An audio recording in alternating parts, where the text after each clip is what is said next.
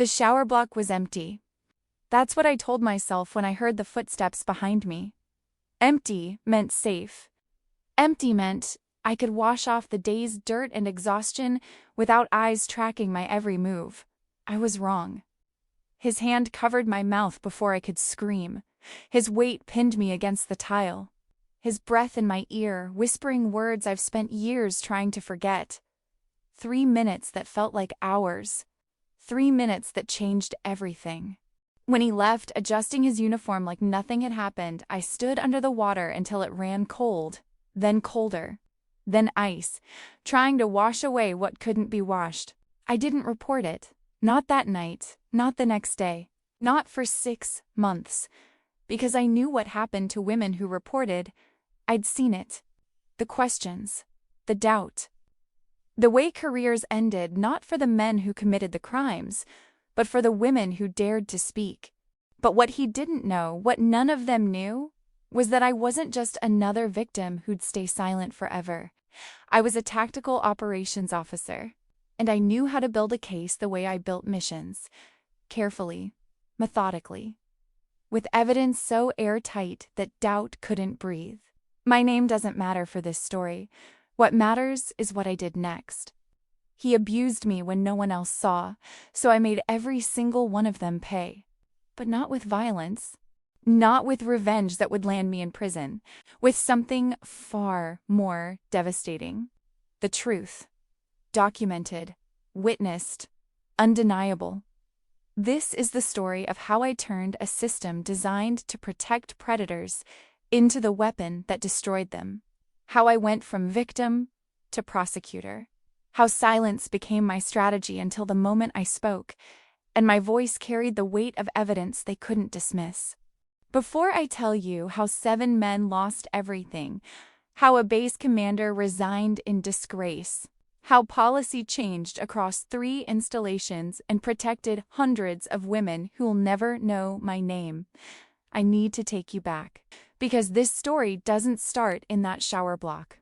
It starts with a little girl learning that the world doesn't protect you. You protect yourself.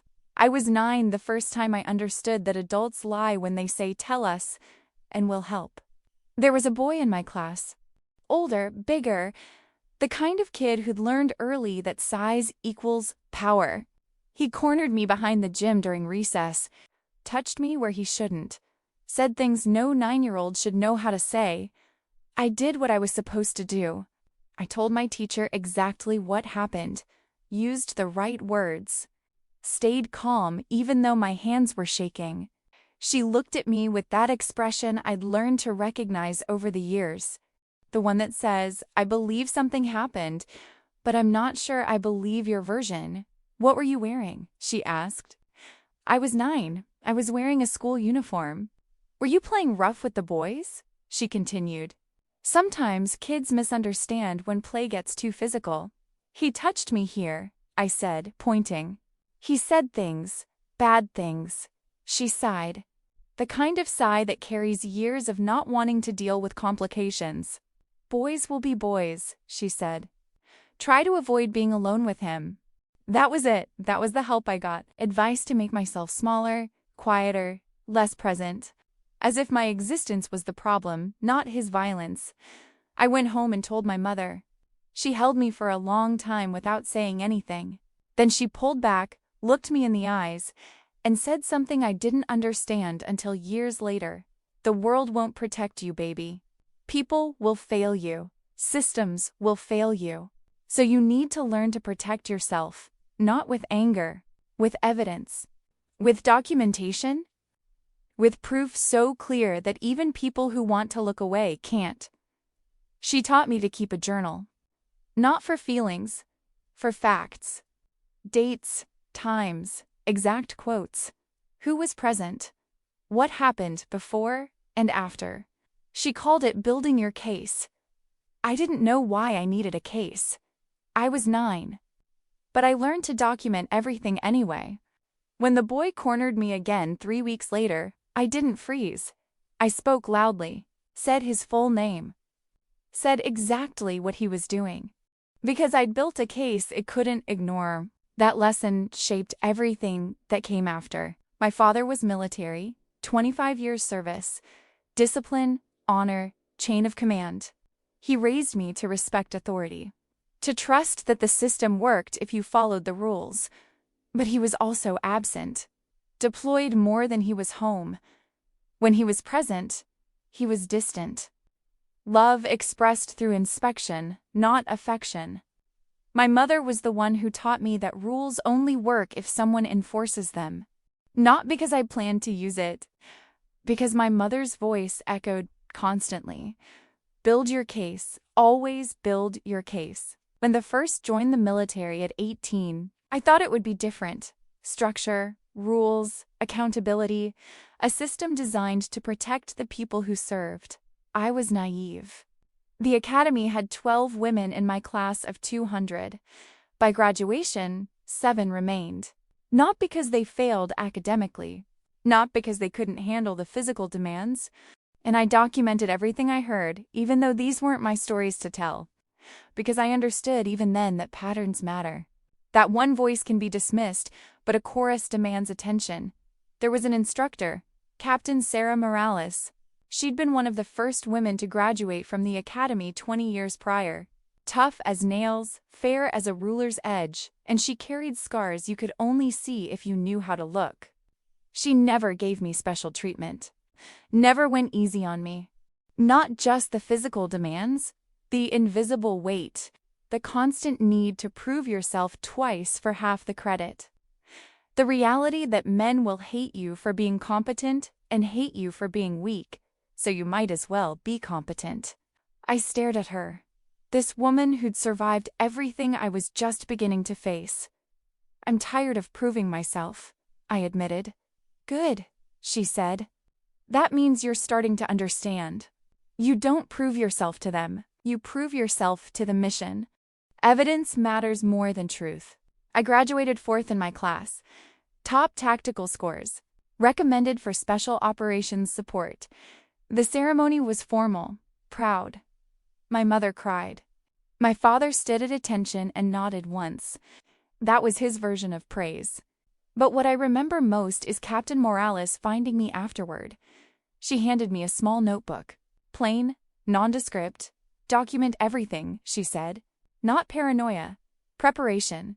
You're going into spaces where women haven't been welcome. I learned supply chains like languages. Anticipated needs before they were voiced. Routed convoys through safe corridors before threats materialized. Built redundancies into every system so nothing collapsed when Murphy's Law came calling. 6 months in, a convoy got ambushed. 12 men in a kill zone. I designed the extraction plan that brought them all home. One of the men, Sergeant Davis, found me in the mess hall a week later. "You're the one who called the Wadi route," he said. Yes. I accepted before they could reconsider. And that's when I met him. Call him Richards. Mid-30s, decorated, respected. The kind of man people instinctively trusted because his record was spotless and his confidence unshakable. He was charming at first. Asked about my background, my training, my family. Made me feel seen in a unit where most people looked through me. I thought it was mentorship. That was my first mistake. The unit had 19 men and me. I was the only woman. Check in about how I was adjusting. Looking back, I see it clearly. He was isolating me from the group while positioning himself as my only ally. Classic predator strategy. Make the target dependent, grateful, indebted. The comments started subtle. Small observations about my appearance, jokes that landed just wrong enough to make me uncomfortable, but not wrong enough to report. "You look good in that uniform. Must be hard being the only woman here. If you need anything, my door's always open." Professional, he said. Discuss your integration into the unit. I declined, politely. Said I had other plans. He asked again 2 weeks later. Same reasoning. This time, with slight edge. It would be good for your career to build relationships outside formal briefings. Translation. Refusing has consequences. I went. Public restaurant. I arrived first. left last. Documented what he said, how he acted, the way his hand kept finding reasons to touch mine across the table. He paid. Said I owed him. I'd stayed late finishing mission plans for an upcoming operation. The work was complex, detailed. I lost track of time. The women's facilities were in a separate building. Older construction, isolated.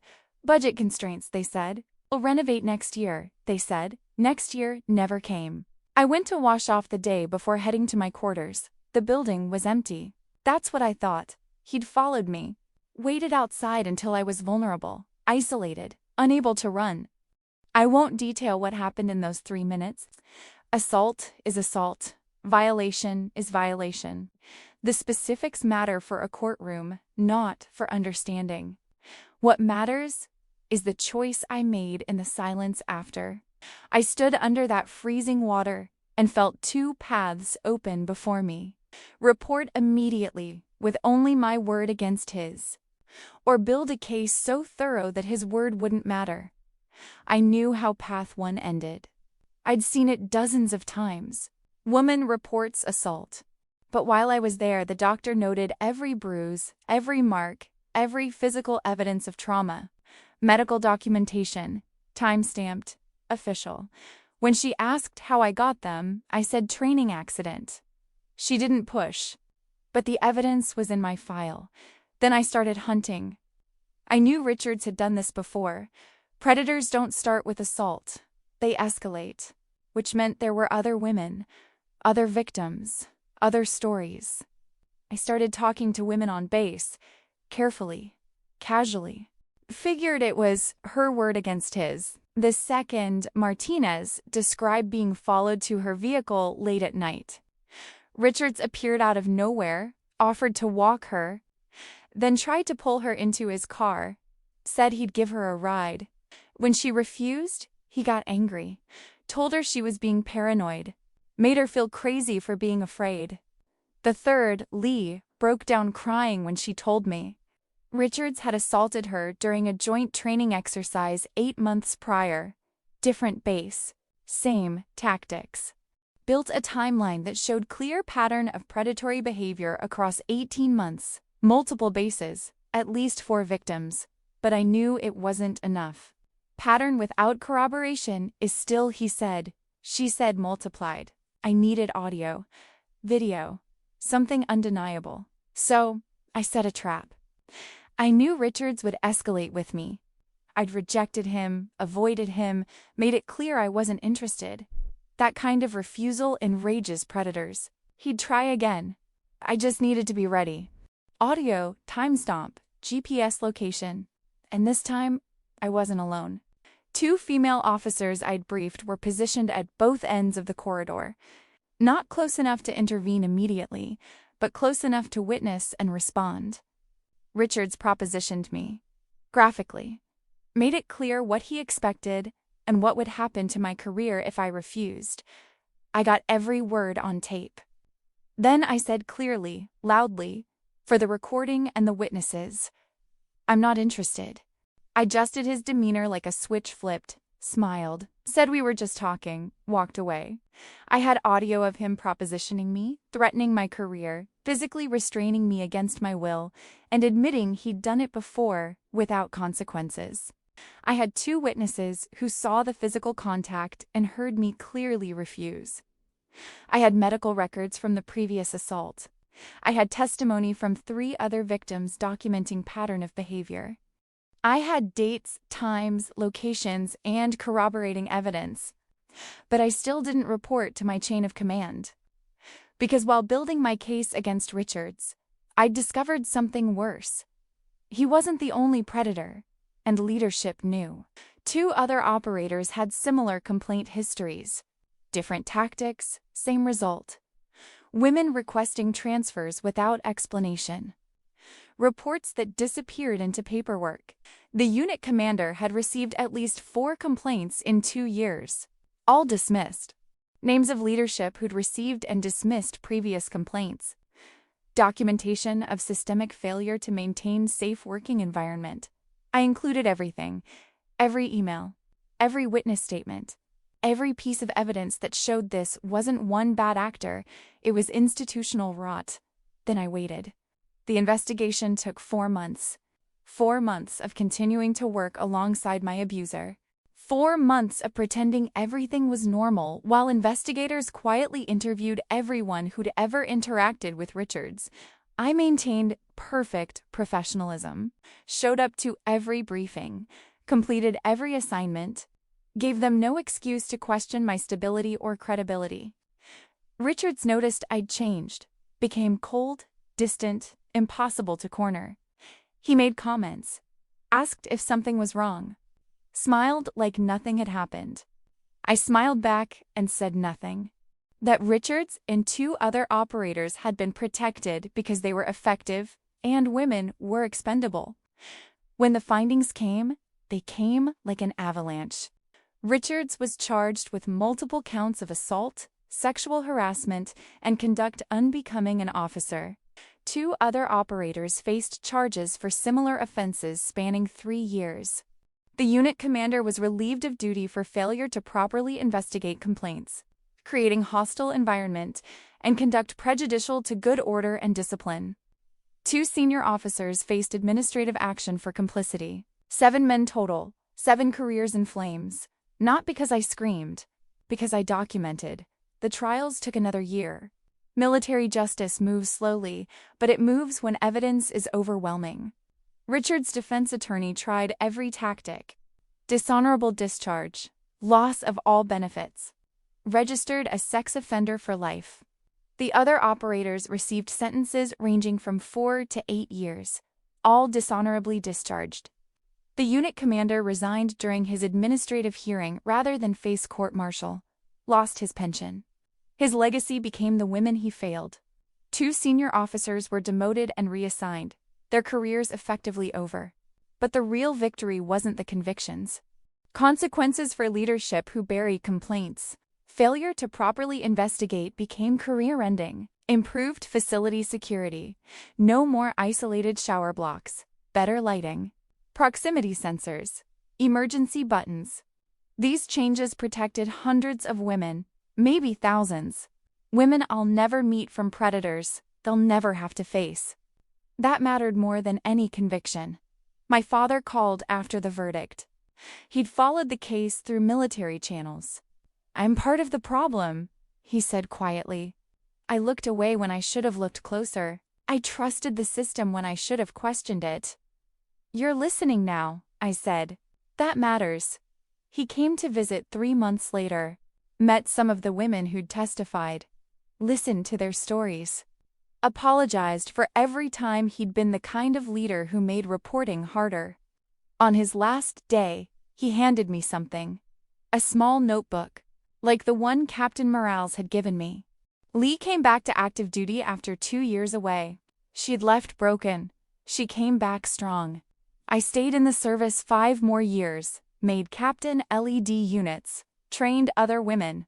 But my real work happened in the margins, teaching women to document, to build cases, to think strategically about justice. I ran workshops on evidence preservation, how to use recording devices legally, how to build timelines, how to find corroborating witnesses, how to bypass chains of command that protect predators. Changed policies at their installations. The network grew, women teaching women, survivors becoming advocates, victims becoming prosecutors. I left active duty 3 years ago. Now I work with advocacy groups full-time. Help women navigate military justice systems, review policies to identify gaps where predators hide, train investigators on victim trauma and evidence preservation. I speak at academies, tell my story, show the documentation that won my case. New facilities built, modern design, better security, closer to populated areas, emergency call buttons every 50 feet. A small plaque near the entrance, installed by the women's advocacy group on base, reads, "Speak truth, demand evidence. Trust takes time. Justice takes proof." I visit sometimes. Stand there and remember the woman I was that night. Terrified, violated, alone. And I remember the choice I made. The ones who know they can report and be believed because there's a system that works. That matters more than his regret. He abused me when no one else saw, so I made every single one of them pay. Not with my fists, not with violence, with evidence, with testimony, with a system I forced to work the way it was supposed to. Justice wasn't fast. Took 2 years from assault to verdict, but it was thorough, and it was real, and it protected people beyond myself. Not just for yourself, for everyone who comes after. They'll try to silence you. They'll try to discredit you. They'll try to make you the problem instead of addressing their guilt. But if you build your case right, if you document everything, if you're willing to wait for the moment when the truth is undeniable, you can make them pay. Not with violence, with justice. Real, documented, institutional justice that doesn't just punish individuals, but forces systems to change. It ends with what you do next. Document everything. Build your case, find your witnesses, wait for the right moment. Then make them pay, not with rage, with evidence they can't dismiss. I'm not a victim anymore. I'm a survivor who became a prosecutor, and if I could do it, so can you. From whatever city you're watching this from, know that you're not alone. There's a network of survivors who fought back strategically, who documented everything, who won. Drop your city in the comments. 3 other kids heard me. Witnesses. Then I went home and wrote it all down. Date, time, location, witnesses, exact words. The 3rd time he tried, I had a pattern documented. I took it to the principal with my mother. Not just my word against his. 3 incidents, multiple witnesses, dates and times that proved this wasn't misunderstanding. He got suspended, not expelled, not punished in any way that mattered. But he left me alone after that. Not because the system protected me. An enforcement requires evidence. High school passed in a blur of avoidance strategies. Don't walk alone. Don't smile too much. Don't exist too loudly. The invisible armor women learned to wear just to survive spaces that should be safe. I watched girls I knew get harassed, assaulted, dismissed. Watched them report and get questioned like suspects instead of victims. Watched their reputations destroyed while boys who hurt them graduated with honors. I documented what I saw, because the cost of staying became higher than the dream of serving. I heard the stories whispered in bathrooms, in late-night conversations between women who'd learned trust was a luxury we couldn't afford. He followed me to my dorm. He cornered me in the equipment room. He said if I reported, he'd say I wanted it. He told me I'd never prove it, so why bother trying? I listened to every story, remembered every detail. If anything, she was harder on the women than the men, pushed us further, demanded more. One day, after a particularly brutal exercise where I'd carried a wounded teammate 3 miles through mud while male cadets complained about the heat, she pulled me aside. "You know why I'm harder on you?" she asked. "Because you want me to quit," I said, too exhausted to filter. She almost smiled. "Because the world is going to be harder on you than it is on them. And I need to know you can take it. To the people who depend on you. Get that right, and their opinions become noise." She paused, then added something that changed my entire approach.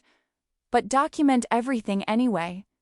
Because when they come for you, and they will come for you, you'll need evidence. Not just competence. Proof. Dates, times, witnesses. Build your case like you'd build a mission plan."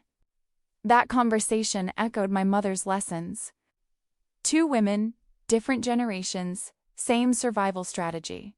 Some men will test you, some will try to break you, and some will try to make you disappear. She looked at me hard. Don't let them. And when you fight back, make sure you win. I didn't understand the weight of those words until later. My first posting was logistics. Not because I requested it, because someone decided that's where I fit. Women handle supplies, men handle combat, The invisible sorting that happens behind closed doors.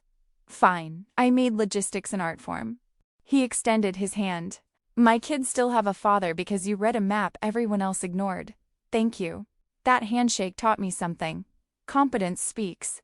Not always loud enough to drown out bias, but loud enough to build alliances with people who care more about results than gender.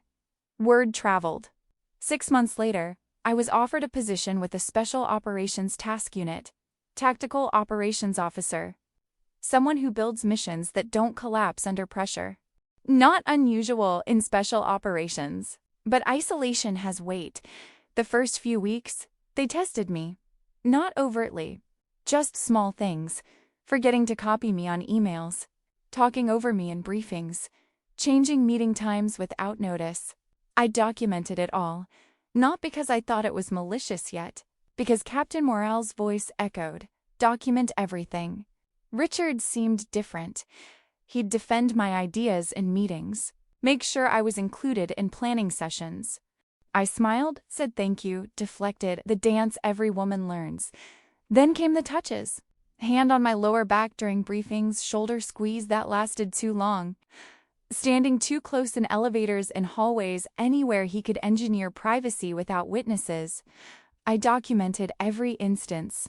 Date, time, location, what he said, what he did, who else was present. My notebook filled with entries that read like evidence logs, because that's what they were. Month 3, he invited me to dinner. Not money. His smile said what his words didn't. I went home and added it to my documentation. Then I started changing my patterns, avoided being alone with him, took different routes, stayed in groups. He noticed, asked if something was wrong. His tone carried warning. Nothing, sir. Just busy with mission planning. He didn't believe me. Predators know when prey starts running. The shower block incident happened on a Tuesday, October 23rd, 2200 hours. She gets questioned like a suspect. What were you wearing? Were you drinking? Did you lead him on? Have you reported false claims before? Meanwhile, he gets asked one question. Did you do it? No. Case closed. Her reputation destroyed. His career intact. I chose path 2. The next morning, I went to the base medical facility. Not to report assault. I had a routine checkup scheduled weeks prior. Lucky timing, if you can call it that. Coffee conversations, gym small talk, mess hall check-ins. I didn't ask directly about Richards. I asked about their experiences, how they were adjusting, if anyone had made them uncomfortable, if they felt safe. 3 women opened up within the first month. The first, Caller Jenkins, told me about a supply room incident 6 months prior. Richards had cornered her, pressed against her, said things that made her skin crawl. She'd pushed past him and never reported. Isolated her, violated her, then acted like nothing happened. She'd reported it. The investigation went nowhere. Insufficient evidence. He said she'd initiated. 2 male witnesses said they didn't see anything. Her word against his plus supporting voices. She'd requested transfer rather than continue serving near him. I listened to every story. Took notes with permission. I bought a recording device. Small, professional, legal in our jurisdiction for documenting threatening situations. I wore it every day. I made myself predictable again. Worked late. Walked familiar routes. Created opportunities for him to make his move. It took 3 weeks. He cornered me in a hallway near the operations center. 2300 hours. Empty corridor. His hand grabbed my arm, pulled me toward an unoccupied office. But this time, I was recording. I'm asking you to let go of me and step back. Sir, release my arm now. He laughed, said I didn't have a choice. Said no one would believe me anyway. Said he'd done this before and nothing happened, so nothing would happen now. He literally confessed on tape while committing the act. I repeated louder. You need to let go of me now. This is unwanted physical contact. The 2 witnesses appeared then, as planned. Asked if everything was okay. Richards dropped my arm immediately. Insufficient evidence. He said, she said, boys will be boys. So I went nuclear. I bypassed my entire chain of command and contacted the Inspector General's office directly. Federal level. Independent from base leadership. I submitted a complaint packet. 47 pages. Timeline of my assault with medical evidence. Audio recording of Richard's second attempt. Written testimony from 3 other victims with their consent. Pattern analysis of assignment requests and transfers. Because silence was strategy now, the calm before the storm I'd engineered, the investigators were thorough. They interviewed over 40 people, pulled records I didn't know existed, found patterns of complaints that had been buried across 3 bases over 5 years. They found 5 more victims. Women who'd never reported because they'd lost faith in justice. They found evidence that leadership had actively suppressed complaints to protect unit reputation and operational readiness. Questioned my character, suggested I'd fabricated evidence, claimed the relationship was consensual. Then the prosecution played the audio recording, his voice, his threats, his admission of previous assaults, my clear refusal. All time-stamped, GPS located, and corroborated by witnesses. The defense had nothing. 3 other women testified, told their stories, showed their documentation, proved the pattern. Richards was convicted on 6 counts. Sentenced to 12 years military prison. It was the policy change that followed. My case became the catalyst for new protocols implemented across 3 installations within 6 months. Expanded service-wide within a year. Mandatory third-party reporting systems.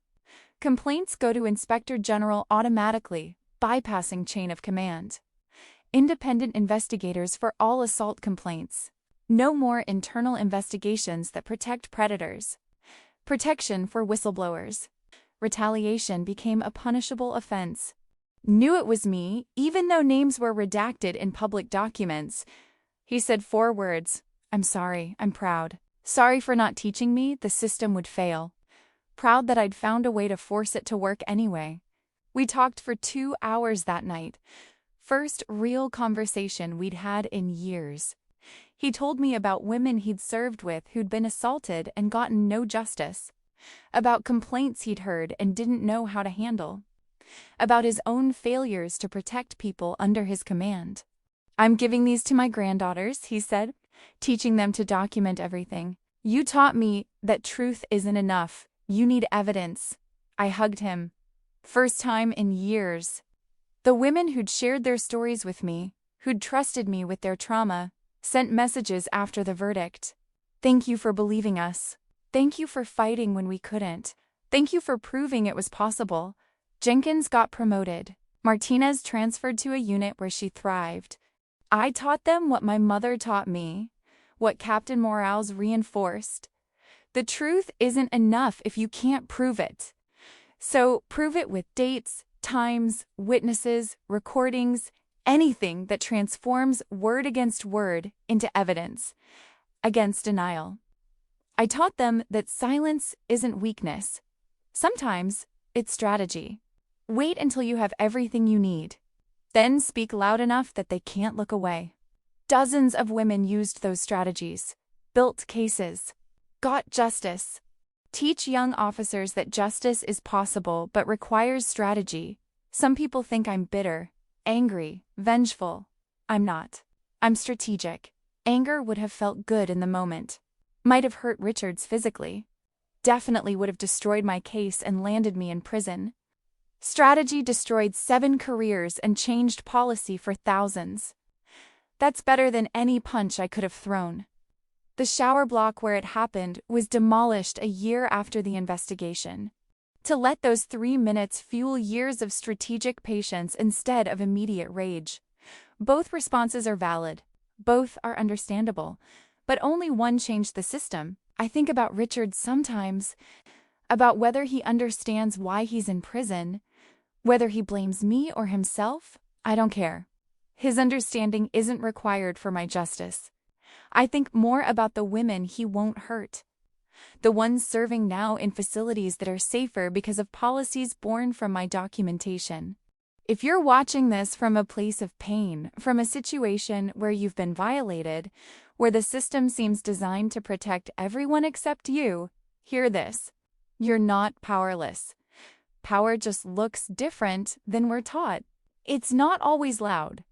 It's not always immediate. Sometimes power is patience, documentation, strategy, building your case like a mission. Evidence first, witnesses secured, timeline established, alternatives anticipated. Then strike when striking means you win. I didn't get justice overnight. I got it by thinking like the tactical officer I was trained to be, by treating my abuse case like a mission, by refusing to let emotion override strategy. 7 men paid for their crimes. Dozens of women were protected by the policies that followed. Hundreds more will be protected in the future. That's the revenge that matters. Not immediate satisfaction, but long-term institutional change. Your story doesn't end with what they did to you. Let's build a map of survivors who refuse to stay silent. Let's show each other we're everywhere. We're watching. We're ready to help. And subscribe. Because there are more stories like mine, more women who refuse to let violation define them, more survivors who became warriors through evidence, patience, and the refusal to let predators win. Your story doesn't end with trauma. It ends with justice. Make it count.